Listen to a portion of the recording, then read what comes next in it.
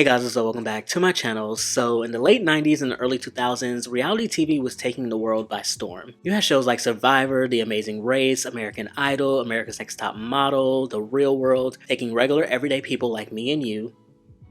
Maybe you're not regular, I don't know, maybe Beyonce's watching this. Beyonce. It would take regular everyday people and put them into interesting situations. It can be a competition like Survivor, or just put a whole bunch of young people in a house and let them run wild like The Real World. But VH1 decided to do something different. So instead of taking regular everyday people, VH1 decided to use celebrities as the pioneers for their reality TV programming, which became the birth of VH1's Celebreality. So I put together this little chart just to show how big and massive the universe of VH1 Celebreality got. But just know that the beginning, the genesis if you will, of Celebreality programming would be the show right smack dab in the middle, Surreal Life. So Surreal Life was VH1's take on The Real World, but instead of, like I said, regular everyday people, they took celebrities.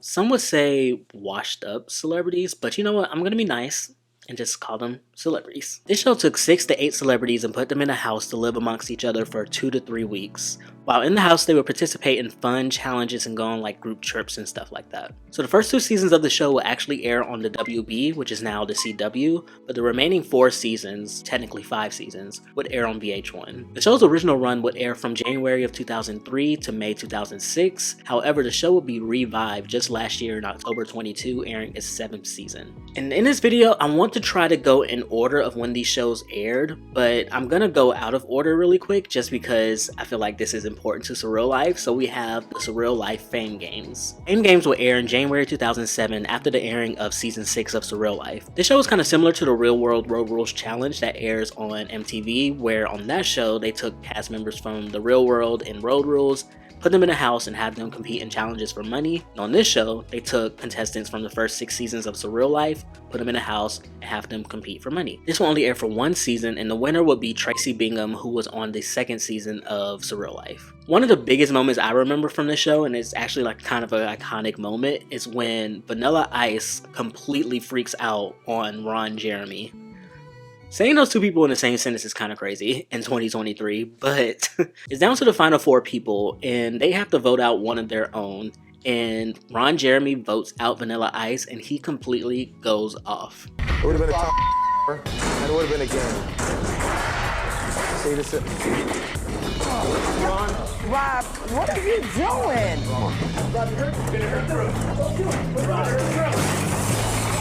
Backstabber!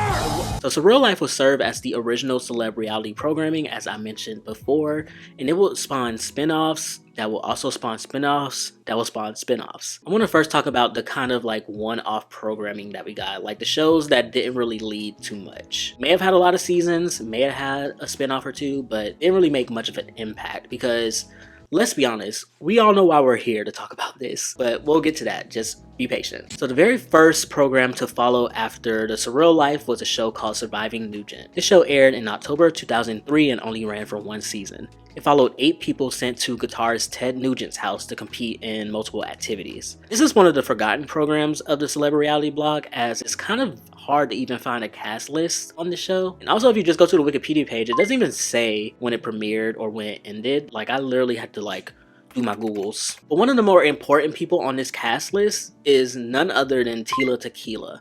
Like, I didn't even know this until I did my research. Tila Tequila was one of the cast members on this show, and I don't really know what she did because, like I said, it's kind of hard to find anything on this, but as we all know, she will go on to have her own love show on MTV called A Shot of Love. I did put it on the chart, even though it's technically not a spin-off of Surviving Nugent and it's not a Celebreality program. I just thought it was very interesting. Like, I literally did not know. I had no idea that Tila Tequila was on the show. Next is Hogan Knows Best and Brooke Knows Best. Hogan Knows Best aired in July 2005 and aired for 4 seasons until October 2007. It followed Hulk Hogan and his family, his wife Linda, his kids Brooke and Nick, and his best friend Brian Knobs. Now the show was canceled in 2007, and not just because it ran its course, but because there was a lot of controversy surrounding the Hogan family. His son Nick was arrested for underage drinking and reckless driving. Hulk himself cheated on his wife Linda with a girl 23 years younger than him and was actually his daughter Brooke's friend. And once the divorce was finalized between her and Hulk, Linda went on to date a 19-year-old,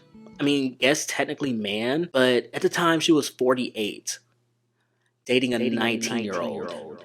And I believe this 19-year-old went to school with her 2 kids. He was like a year younger than her daughter and a year older than her son. So like right in between them. But we would get the first spinoff of a spinoff, and that would be Brooke Knows Best. The show would air in July 2008 and would run for 2 seasons until August of 2009. Followed Brooke attempting to live away from her crazy ass family, and she's living with her roommates named Glenn and Ashley. Even though this show is about Brooke, her family does make appearances, mostly her dad, but I mean, it was okay, I guess. I didn't really watch Brooke Knows Best. Next is Celebrity Fit Club. Celebrity Fit Club aired for 7 seasons from 2005 to 2010. This show was similar to The Biggest Loser, but with celebrities. They competed in 2 teams to lose the most weight. They were accompanied by a drill instructor, health expert, psychologist, and a physician. Doing the research for this video made me look up The Biggest Loser because I literally haven't heard anything about that show in a very long time, and I found out that the show aired its last season in 2020, which is kind of good. It's kind of crazy how far that show went, because I heard a lot of bad things about that show, about how they make these people lose weight so fast. Like, people lose like hundreds of pounds over the course of like, what, 2 months filming a show? It's kind of insane. Next, we have My Fair Brady. My Fair Brady aired for 3 seasons from 2005 to 2008. It followed model Adrienne Curry, who was the winner of the very first season of America's Next Top Model, and actor Christopher Knight, who was known for playing Peter Brady on The Brady Bunch, hence the name. This is actually the second official Surreal Life spinoff, following one that we'll talk about later, because Adrienne and Christopher met while they were on the 4th season of Surreal Life. During that season, they both had a thing for each other, but Christopher was kind of hesitant about dating her due to their age difference. He was somewhere between 47 and 48 at the time, while she was 22.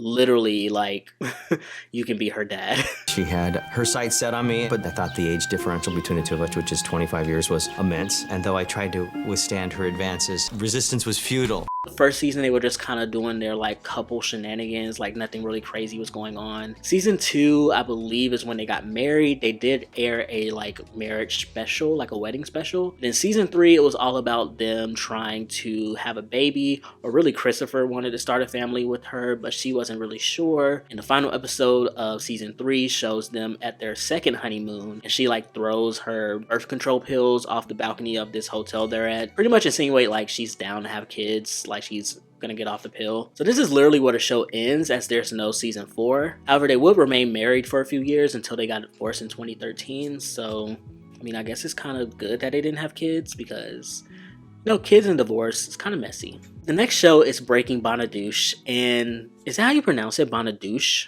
Or is it Bonaduce? I always forget how to pronounce his last name. I couldn't walk, I couldn't keep my balance, I slurred really badly, I couldn't remember anything. Danny Bonaduce is that. It's Bonaduce. Okay.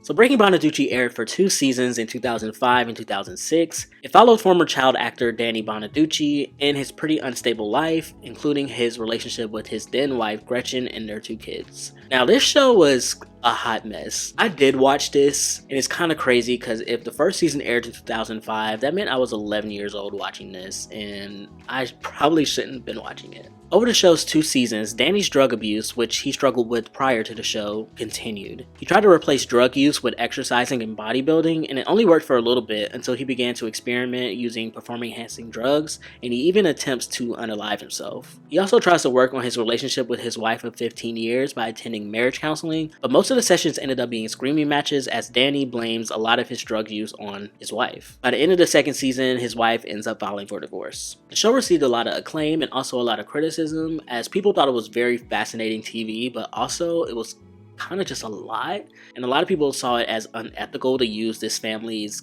clearly toxic drama and like a lot of just very unhealthy behaviors as entertainment. But we move on. We have a lot of shows to get through, and I kind of want to rapid fire through them because, like I said, we all know why we're here. It's probably in the thumbnail.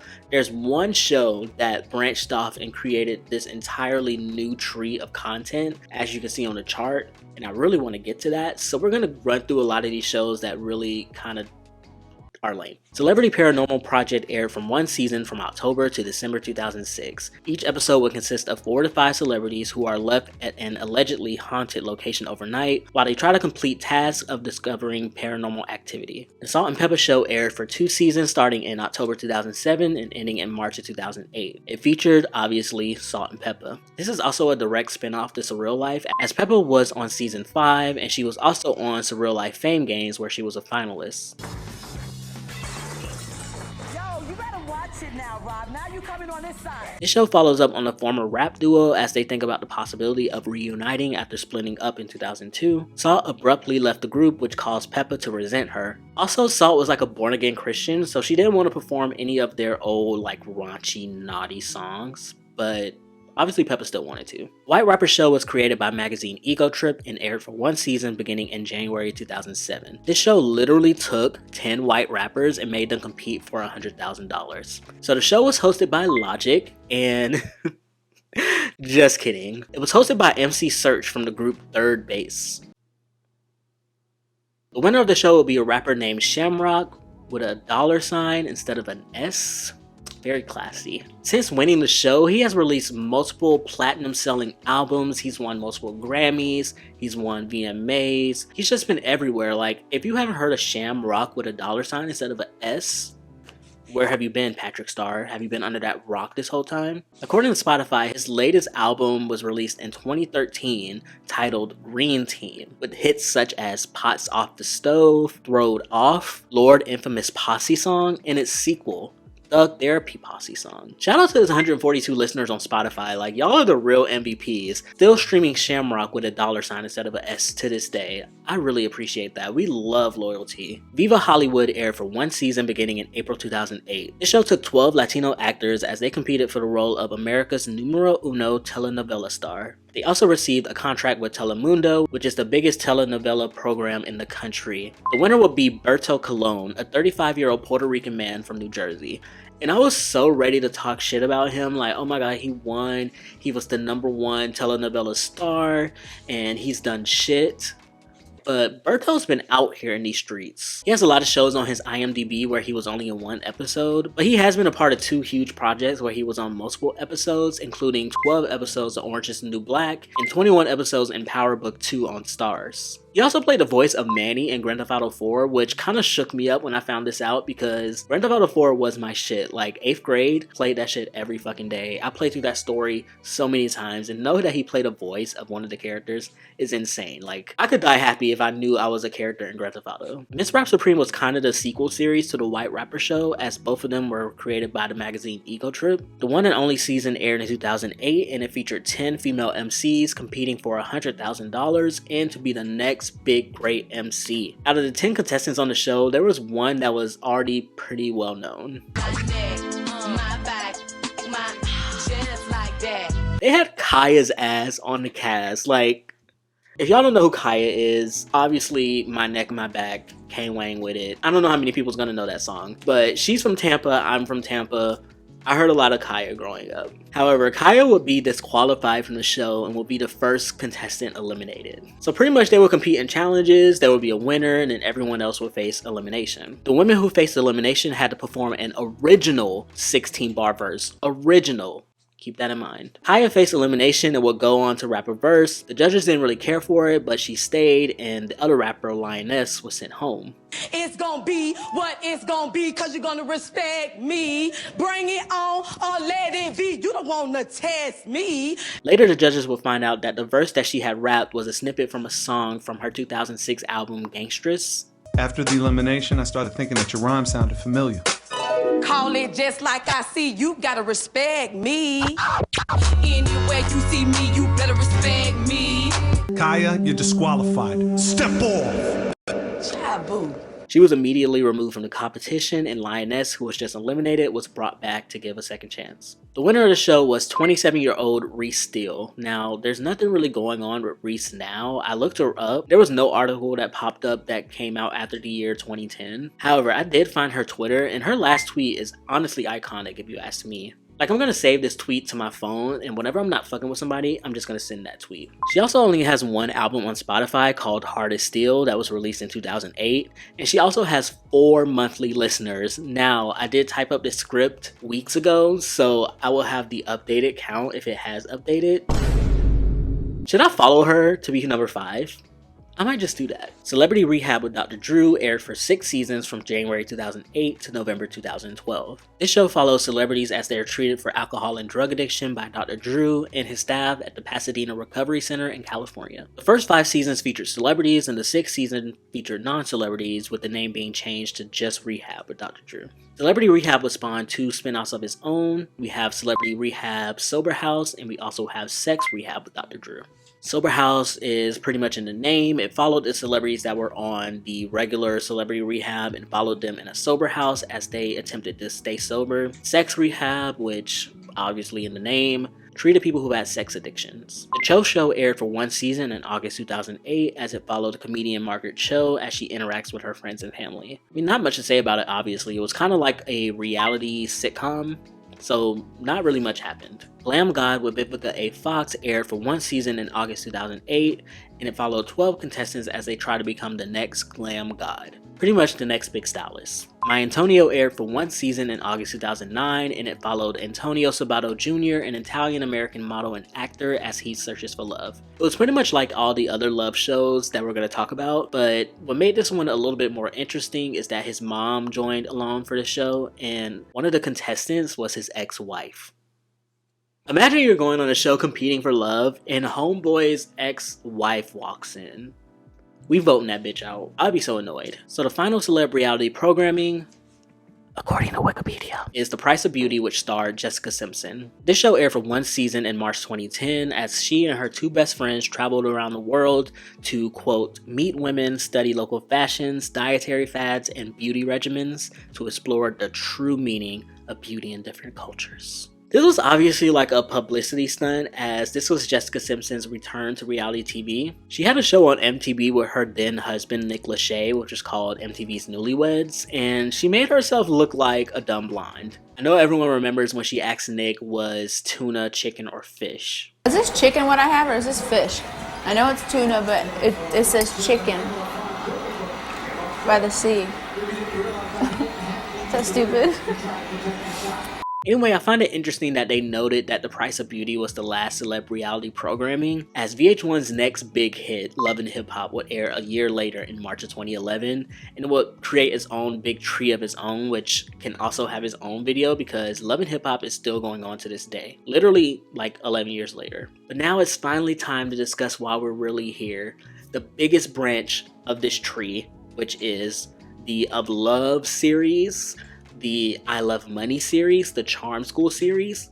We're about to start this right now. So the first show of this tree is Strange Love. Strange Love was the first direct spinoff of Surreal Life, as it followed Bridget Nelson and Flavor Flav and their romantic relationship that began on the 3rd season of Surreal Life. It aired from January to April 2005 for 1 season, and throughout the show, their relationship was pretty bad and it ended with them breaking up. Bridget would go on to live with a new boyfriend, and Flavor Flav would go on to find love on his own show, Flavor of Love. Flavor of Love aired for 3 seasons from 2005 to 2008. It followed Flavor Flav as he looked for love between 20 to 25 different women. It was similar to other dating shows like The Bachelor, which aired its first season 4 years earlier in 2002. I know y'all heard of that show called The Bachelor. Flavor's the Black Celeb! Each season Flav would throw away these girls' real names and give them very goofy and sometimes offensive nicknames. What are you gonna call me? Oyster. Oyster? Oh, no! Yo, Oyster. No, you can't call me Oyster. Don't tell me what I can do. Alright. Similar to the roses on The Bachelor, Flavor Flav would give out clock necklaces because they know what time it is. I don't know why that tickles me, but it does. The winner of the first season was Hoops, but it wouldn't last long as it's revealed that they broke up during the reunion. Season 2's winner would be Delicious. It was announced at the reunion that they stayed apart from each other for months after filming the show so that no one knew the outcome. However, they would break up leading up to the 3rd season of Flavor of Love. The winner of season 3 was Thing 2. Yes, her name was Thing 2. Her nickname, obviously. So she was given the name Thing 2 because her twin sister was also on the cast and she was Thing 1. Like, you literally cannot make this up. Like, imagine going to find love on a show and the dude that you looking at calls you Thing 1 and Thing 2. Like them little bitches from Cat in the Hat. Like, what the fuck? So at the season 3 reunion, they break up because Flav proposes to a woman named Liz, which was the mother of his 7th and youngest child. Now, I'm a little confused. I watched it and I think Flav and Thing 2 were actually still dating when he proposed to this lady and this baby. Like, it's so crazy to have a baby that young while filming these 3 shows. Like, these shows really didn't take many breaks in between. That's why there was so many. Let's talk about it. Let's talk about it. Season 1 of Flavor of Love aired from January 1st, 2006 to March 12, 2006. Then a few months later, Season 2 aired from August 6, 2006 to October 15, 2006. Now, I see where the baby could have happened. Because like I said, these shows really didn't have long gaps in between filming, but for some odd reason, Season 2 and 3 kind of had a large gap. So Season 2 ended on October 15, 2006, but Season 3 didn't air until February 11, 2008. By this point, in Flavor of Love, the Of Love series, all of this stuff, they're having so many spin-offs. So I'm pretty sure in between season 2 and 3 of Flavor of Love, we had like I Love Money, Charm School. So like that was probably the reason why there was such a large gap in between season 2 and 3 of Flavor of Love. And I'm almost positive that's where that baby was conceived, but you know, I don't know. I'm no mathematician. So Flavor of Love will come to be one of the most popular celeb-reality programming on VH1, and this would spawn spin-off on top of spin-off on top of spin-off, and the first would come shortly after the second season of Flavor of Love, thanks to Tiffany New York Pollard. So Tiffany Pollard was a contestant on the first season of Flavor of Love, and she was given the nickname New York as she was from said state. She actually got one of the tamer nicknames, so shout out to her. She was a highlight on the show as she got into a lot of drama and had a bunch of iconic moments that are still used as memes to this day. She's a cute girl, you know, cute next to gorgeous. Gorgeous is gonna, you know, devour cute because that shows Flav that he has a solid woman in the house. So Flav probably felt like he couldn't get close to her and really feel out who she really is. Sweetie, I'm so sorry. I'm so sorry that an ugly ass bitch like this would even say that. She would make it all the way to the finale, but she would lose to Hoops. On Flavor of Love 2, a bunch of new girls came to vie for Flav's affection, and these new girls is just as crazy as the first batch, and might I say, Season 2's cast overall may be better than Season 1. Like, I typed that in my script, but honestly thinking about it, like Season 1 had, of course, New York, but we also had Hottie, Shatar, we had Goldie. Like, Season 1 had some good people, but Season 2, we had Boots, we had Bucky, we had Delicious, we had Buck Wild, we had Safari, even though she was only on one episode. Season 2 had a better overall cast. In episode 6 of Season 2, New York came in as a guest to help Flav, as a friend, choose who to eliminate that week. Or so she thought. New York's appearance in this episode was just as iconic as her entire first season stint, and by the end of the episode, New York was added back as a contestant to win Flav over. New York would once again make it to the finale, but she would lose out to Delicious, which led to another iconic moment. I'm still in a motherfucking house. I don't give a fuck. Do I look like I give a fuck? Because I don't. I know that one day that I will find a man that's truly for me. VH1, knowing how popular New York was, would give her her own love show called I Love New York. It followed the same format of Flavor of Love, as she gave all the guys nicknames, and they competed for group or solo dates with New York each week. At the end of the episode, guys would be eliminated. However, New York's mom would also join her in finding a new guy. New York's mom, who goes by Sister Patterson, made appearances on both seasons of Flavor of Love that New York was on when the parents came to visit towards the end of the seasons. And it was super interesting because New York's mom could not stand Flav. Like, she did not like him, and for good reason. I Love New York would have 2 seasons, with season 1 airing in January 2007 and season 2 airing in October 2007. The winner of season 1 was Tango, and they dated after the show. Tango would break up with New York at the reunion after watching the show and seeing the comments that she made about his mother. This would lead to New York telling the runner-up, named Chance, that she should have chose him, which honestly she should have, because anyone watching the show knows that Chance and New York had more chemistry. But the thing was, New York's mom really liked Tango because Tango was like this nice, kind of older guy, kind of a gentleman, but Chance was young, he was a little bit wild. But him and New York got along very well, but Chance and Sister Patterson did not get along at all. So New York chose Tango, even though she had a better connection with Chance. Sister Patterson, you offered me $10,000, you know, to get the out of here. I didn't take that. So you was never gonna leave? I was never gonna leave New York. You know what? Slide the chain on my neck, let me get back in line. You And we'll get more into Chance a little bit later. Season 2's winner was Taylor Made, which was actually kind of shocking because they were kind of an odd looking couple, but they had a lot of chemistry. However, it will be revealed on one of New York's spin-offs that they had broken up. So we would get 2 spin-offs from I Love New York called New York Goes to Hollywood and New York Goes to Work. New York Goes to Hollywood will be first airing in August of 2008. It followed New York over 8 episodes as she tries to establish herself as an actress in Hollywood. And she just wants to be on her own and be this big Hollywood actress. But obviously that doesn't go well. Break a leg, guys. What did you say to me? I said break a leg, guys. I don't want to break a leg. I'm gonna get the part. That's what I'm gonna do. She's been like saying all this stuff to me. She's like, I'm gonna break your legs and all this stuff. Break a leg is something that somebody says to wish you good luck. New York Goes to Work will be the second spinoff, which aired in May of 2009, and it followed New York in each episode doing a different job, like a fast food worker or an exterminator. She would go and do these jobs, and at the end of the episode, the owner of the job or the manager would decide if she did a great job, and if she did, she would get $10,000. If she didn't, she would leave with nothing. My favorite episode of this was honestly the fast food episode because I worked fast food a lot of my life. And my favorite part is when at the end she doesn't get the money and she like goes off. You know what? This place, I swear to goodness, this is a perverted ass restaurant. Aren't your boss? That is a nasty ass name for a restaurant anyway. I don't even know how to get back in the truck. I didn't get my money. I didn't get my money. I didn't get my money. I'm so pissed off. I am not leaving here without my check. I swear to goodness. Our next spinoff on the tree will be Flavor of Love Girls Charm School.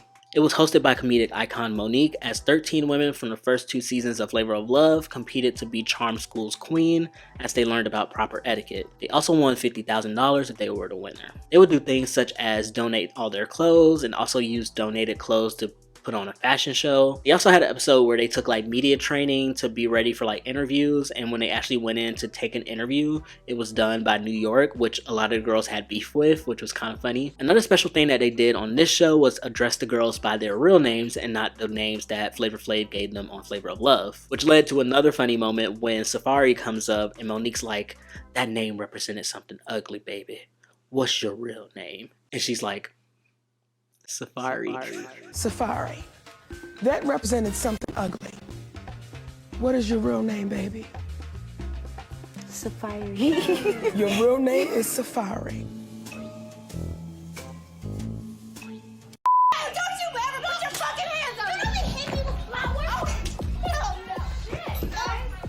Safari would actually go on to be the winner of the season, winning the $50,000 and being Charm School's queen. I tried to do like the Itzy crown.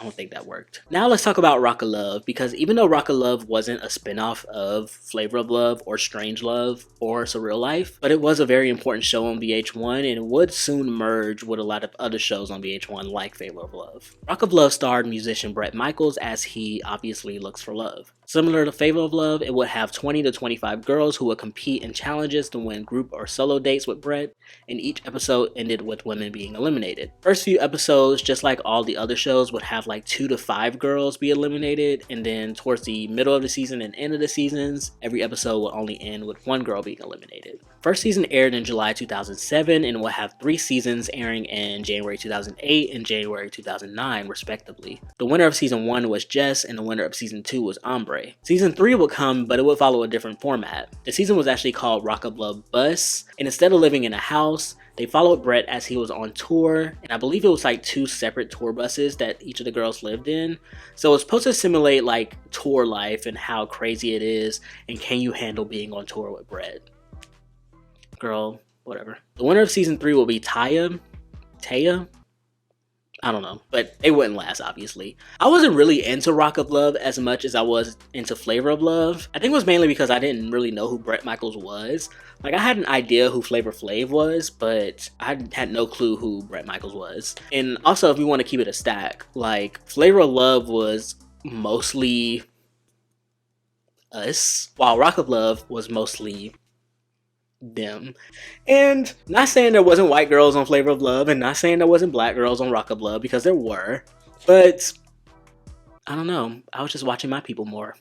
Bret was actually offered a 4th season of Rock of Love, but he turned it down to do a separate show called Bret Michaels' Life as I Know It, which is more of a documentary style show that followed his life. I didn't put it on the chart because I honestly kind of forgot about it, so I thought I'd mention it here. We would then get a second season of Charm School called Rock of Love Girls Charm School, which obviously was kind of the same as Charm School, but instead of Flavor of Love Girls, it was Rock of Love Girls from the first 2 seasons. Instead of it being hosted by Monique, it was hosted by Sharon Osbourne, which is a very interesting choice. As I just mentioned, I wasn't really into Rock of Love as much, which means I wasn't also into Rock of Love Girls Charm School. However, there was one moment that was, I don't know what you call it, iconic. I guess it was kind of controversial. So at the reunion of the show, Sharon threw a drink on contestant Megan Hauserman after Megan made some comments about Sharon's husband Ozzy. She didn't just make this comment out of nowhere. Sharon made a comment about her and pretty much saying like she shouldn't procreate because there's already one of you on Earth and there's really no need to have another one. I don't remember the exact quote. I'll put the clip in so you guys can see it. I do not think that you should be allowed to breed, my dear. I think that one of you is enough for any country. So does your husband, because the only thing he's managed to do as a celebrity is to watch your husband's brain turn into a vegetable. Okay. Yeah, let's practice this.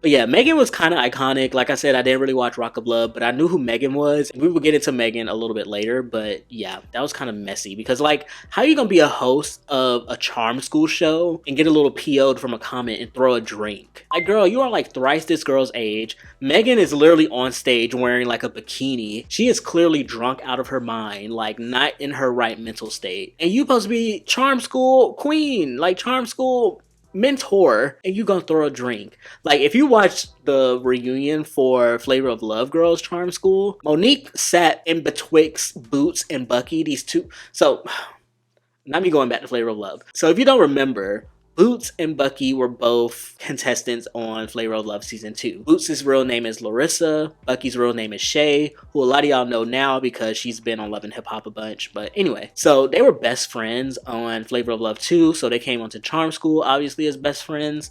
But there was a storyline in the season where... See, I did not put this in the script, so I can't remember off the top of my head. But I believe there was a storyline where I think Boots stole pictures of someone's kids. I think it was Laylene's kids, and destroyed them. I don't remember if she destroyed them or hid them. Hey y'all, I am editing right now, so excuse my appearance, but I really wanted to look up exactly what happened because it was bothering me. So what had happened was Shay and Laylene came up with a plan to frame Shatar, who was Hottie from season 1, to frame her for actually stealing Laylene's photos. They came up with the plan together, but Larissa was the one to actually do it. She went, took the pictures, put them under Shatar's mattress, and when everyone was looking for them or whatever, Laylene found them under Shatar's mattress. So at the elimination, Monique was like, Shatar, did you take these pictures? And Shatar's like, no, I didn't take the pictures. But she was already known for stealing things. Like earlier in the season, she had stole like a dress and like hid it to like try to mess up the other team. So even though she didn't do it, Monique didn't really believe her because she already had a track record of stealing. So she sent her home in the previous episode. So in the episode where it actually comes out, Larissa tells Buck Wild, aka Becky, that Shay was the one who actually did it to try to save herself. And then Becky confronted Shay about it, and Shay was like, what the fuck, I didn't do that, blah, blah, blah. And then Becky felt bad because her and Shay were friends, and now she's like, oh my god, I just accused my friend of stealing, and she really didn't do it, now I'm so upset, blah, blah, blah. So she's crying, and she goes and talks to Monique, and Monique is like, what's going on? And Becky's like, oh, I accused Shay of doing this, and she didn't do it, blah, blah, blah, of stealing the pictures, And Shay overhears this conversation. So Shay goes to Monique and is like, yeah, I was an accomplice to this, but I didn't actually do it. You know, Larissa did it. She's the one who took the pictures, put them there. We came up with the plan together, but she's the one who actually did it. So then, after that conversation with Monique, Shay went to Larissa and told her that she had to confess because, you know, this was getting out of hand. And Shay was like, Larissa, if you just go to Monique and tell her what you did and apologize, and maybe, you know, that'll help. But Larissa was pissed off. So she was like, you know what? I'm not doing that. And you're a snake and you're a rat, blah, blah, blah. So they get into it, and then they end their friendship there. And then it carries on to the reunion. That was a long explanation. So the reunion came, and they were just like going at it. And Monique stood in the middle of them and was like, girls, you shouldn't be doing this. We are ladies. You should not be calling each other. Oh, that iconic meme was, Why did I forget about this meme? The meme where she's like, oh my god, is this who we are? That is where this is from. Oh my god, that is where this is from. Oh my God, is this who we are? Is this what we represent? Telling somebody to kiss it, lick it, suck it, stick it, F you, you're a monkey. My favorite version of that meme is when they put the sweetener music behind it, but anyway. Oh my God, is this who we are? Is this what we represent? Telling somebody to kiss it, lick it, suck it, stick it, F you, you're a monkey. That happens. Larissa like bucks up to Monique. Monique gets in her face. She wasn't like doing nothing, but she did kind of like get in her face. Like she was standing up and Larissa was sitting down. She gets in her face and then Larissa's mom comes out and they're going at it. And then Monique goes on this whole spiel about us being ladies or whatever. So Monique was trying to be a little classy girl on her reunion, but Sharon throwing drinks? Okay, anyway. Now let's get into the biggest show that I have on the chart because I feel like this was a huge show and also there's a lot of controversy surrounding one of the seasons of the show, and it is I Love Money. Now I Love Money was once again like a take on the Real World Rollers Challenge where they took contestants from the various love shows and put them in a house to compete for money. So the first season of I Love Money took cast members from the first 2 seasons of Flavor of Love, the first 2 seasons of Rock of Love, and season 1 and 2 of I Love New York, and had them compete in challenges for a grand prize of $250,000 to be awarded to just one winner. On the show they used their nicknames that were given to them on their respective shows, minus the Rock of Love girls who were never given nicknames. And the final 3 contestants of season 1 would be Hoops from Flavor of Love season 1, White Boy from I Love New York season 1, and Megan from Rock of Love season 2. Megan will make her icon status known on the first season of I Love Money as she wasn't like the biggest physical competitor. She was a very good strategic player as she played a very good social game and was the reason why a lot of the contestants were eliminated. To the point where in the finale, after the 4th place finisher was eliminated, he joined a jury where previously eliminated contestants came back to vote out the person in 3rd place. So to not give them the satisfaction of voting her out because she knew they wanted to because she was the reason why they were all eliminated, she just quit. Which to me is iconic. I don't know about you. I might have made it this far. I might have almost won that money, but I am not about to have Heather and Toasty and Pumpkin and Entertainer stand up there and send me home. Megan, step up for me. I step up. I quit. They're not deciding my fate. I decide my own fate. I'm quitting. And also, I didn't bring this up and I didn't put it in my notes, but I just remembered in my brain. But Megan was also a contestant on one of the seasons of Beauty and the Geek that aired on, I believe, the CW. If y'all remember that show, it was like, it would take like a beauty queen or like a girl who was like conventionally attractive and would pair her up with a geek and they'll compete in like mental challenges. So like one challenge can be like putting a puzzle together, but then the next challenge could be like something more beauty oriented, like giving them a makeover or have them go on a date, some dumb shit like that. Megan was on one of the seasons and I'm almost positive she was a winner. Anyway, Megan would come in 3rd and White Boy and Hoops would compete in the final challenge where Hoops would win and become the very first winner of I Love Money. So before we get to season 2 of I Love Money, we have one more spinoff to talk about, which is Real Chance of Love. So this is obviously a spinoff of I Love New York as it followed Chance, who had placed 2nd on the first season of I Love New York, and his older brother Real, who had placed 3rd as they looked for love. So this show was a little bit different as it had 2 suitors instead of 1. So in the very first episode's elimination, Chance and Real each picked 7 girls each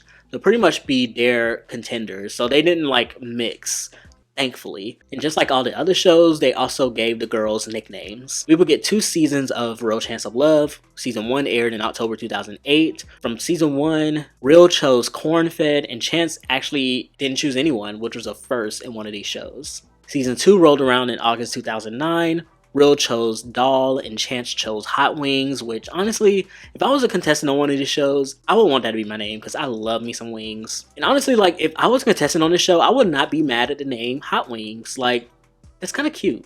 Side note, I do want to say RIP Real because he really was a real one. Obviously, Chance and Real both were like standouts on I Love New York season 1, as Chance was kind of like more loud and in your face. Real was very chill and he always used to keep his brother in check. On top of I Love New York and Real Chance of Love, Real also competed on I Love Money season 1 where he came in 4th place. Real was known for his head full of hair, which he usually had straightened. He was diagnosed with stage 4 colon cancer in 2013, and he would sadly pass away from the disease on February 20th, 2015 at the age of 33. Now let's talk about I Love Money Season 2. I Love Money 2 would premiere in February 2009 and feature contestants from Flavor of Love Seasons 1, 2, and 3, I Love New York Season 1 and 2, Rock of Love Season 1 and 2, and Season 1 of Real Chance of Love, and they competed yet again for $250,000. The final 3 would be It from I Love New York Season 2. Yes, his name was It, not Pennywise, but literally It. Like, he looks like an It.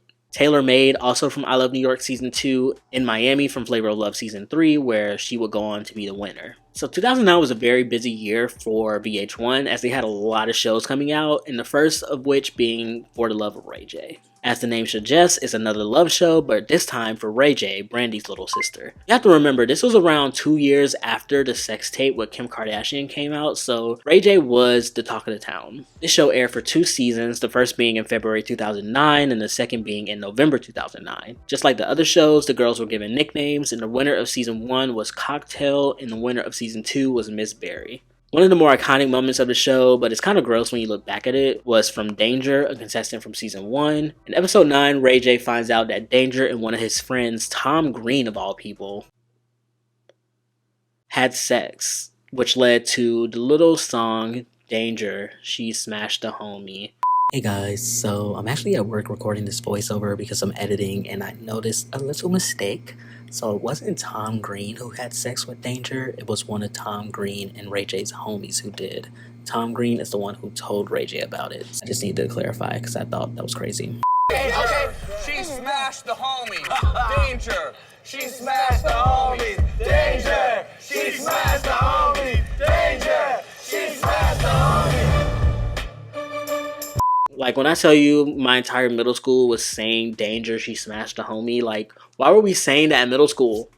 Why are we saying that? Like, why? Another fun fact, the winner of Season 1, Cocktail, was also a cast member on the very first season of Bad Girls Club. Again, if you're rich, I'm your bitch. Next we have Daisy of Love, which is a spinoff of Rock of Love featuring Daisy, a contestant from Rock of Love Season 2, as she searched for love herself. The one and only season aired in April 2009. It featured a total of 20 men, most interestingly a set of triplets who were all eliminated in episode 1. The winner of this season would be a man named London, a man who quit the competition in episode 4 only to come back in episode 9 and win the whole thing, which was kind of rare. I don't think that ever happened. Our last iteration of Charm School will be titled Charm School with Ricki Lake. Obviously, given the name, it is hosted by talk show host Ricki Lake, and instead of only including girls from one show, it featured girls from Season 3 of Rock of Love and Season 1 of Real Chance of Love. And unlike the other seasons of Charm School, the girls still use their nicknames, well, at least the Real Chance of Love girls, because the Rock of Love girls never got nicknames. The winner of the season will be Risky from Real Chance of Love. So now we're gonna get to pretty much what kind of ended the Celebreality programming block, and that is the cancellation of Megan Wants a Millionaire, as well as the cancellation of I Love Money Season 3. Megan Wants a Millionaire will be the next spinoff of Rock of Love, starring Megan Hauserman, who was popular among fans as she appeared on Season 1 of Rock of Love Girls Charm School, and I Love Money Season 1. It's similar to all the other love shows, but as you can see in the title, Homegirl wants a millionaire. She ain't trying to get no broke niggas, so all the guys on the cast had to have a net worth of at least $1 million.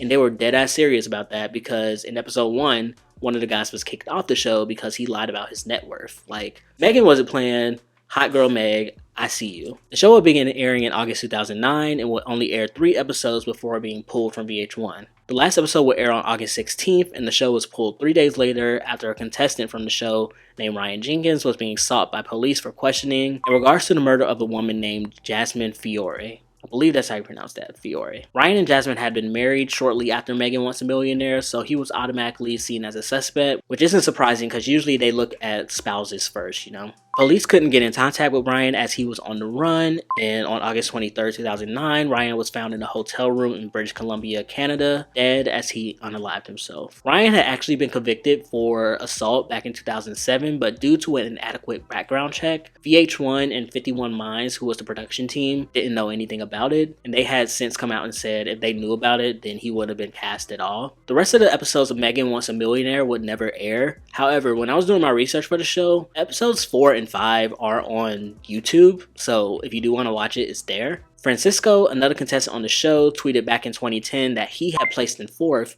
and Ryan was eliminated after him in 3rd place. So this leads into the complete cancellation of I Love Money Season 3, as the show had already been filmed and was prepping to be premiering in January of 2010. This season was to be its most diverse cast yet, as it was going to take... I'm going to have to look directly at my screen for this because there's a lot of people. It was going to take contestants from all 3 seasons of Flavor of Love, all 3 seasons of Rock of Love, both seasons of I Love New York, both seasons of Real Chance of Love, both seasons for the Love of Ray J, Daisy of Love, and Megan Wants a Millionaire, including Ryan. And what makes it worse, Ryan actually went on to win the season, which is possibly why it didn't air at all. It would probably be different if he was like eliminated episode 2. They could have like edited him out, but no, he went on to win the entire thing. Footage from this season has yet to be seen all these years later, but in recent years, some of the cast members who was on this season has talked about the show. They hadn't talked about Ryan and his case, but they just talked about what their experience was like filming season 3. And I believe there's some podcasts out there where you can listen to them talk about it. The final love show we would get is Frank the Entertainment and the Basement Affair, which aired in January of 2010. This was the last spinoff of I Love New York, as Frank the Entertainer was a contestant on the 1st season, as well as being on I Love Money seasons 1 and 2. His whole like thing was that he still lived at home with his parents, so in this show, all the girls came and lived in the same house as him and his parents. The girls weren't given nicknames, and the winner of the season would be a woman named Carrie, who I assume is very nice. I don't know, I didn't watch the show. Our last hoorah would be the 4th and final season of I Love Money. This season had filmed pretty quickly after season 3, and it was originally announced that both season 3 and 4 wouldn't air. However, starting in September of 2010, I Love Money season 4 began to quietly air on Thursdays at a very late night slot of 11 p.m. Eastern. This cast featured contestants from all the shows I mentioned before for season 3 minus Flavor of Love, which is kind of sad because Flavor of Love was like the OG, and this season had no one from Flavor of Love. The final 3 would be Mindy from Rock of Love season 3, Brooklyn from Daisy of Love, and Hot Wings from Real Chance of Love 2, with Mindy being the winner. And that is all for the big wide world of VH1 Celebreality programming. As I said, the whole Ryan Jenkins case kind of put a damper on it all, and VH1 would hit gold literally a year later once Love and Hip Hop starts to premiere. I mean, at the end of the day, VH1 didn't really lose. I mean, they did kind of slip up casting Ryan, but it wasn't really their fault, I guess. Like I said, it was an inadequate background check that was given from an outside company, I believe, so I don't know if it was their fault, but yeah. This was a very important time in my adolescence, in my early teenage years, which once again, I probably shouldn't have been watching any of these shows. When Flavor of Love came out in 2006, I was like 11 years old. By the time I Love Money season 4 ended, I was 16, so I was definitely too young to be watching any of these shows, but they were so iconic, like iconic to the point where my mom watched those. Like, we would gather around the TV on Sunday nights to watch Flavor of Love all together because my mom knew quality television. Me and my mom, that's our love language, reality TV. So, oh my god, so that is it for today's video. Thank you guys so much for watching. If you still are, make sure you guys like, comment, subscribe, all that great stuff. Please give me a like, as this video took forever. Oh, took forever. And yeah, I'll see you guys next time. Bye.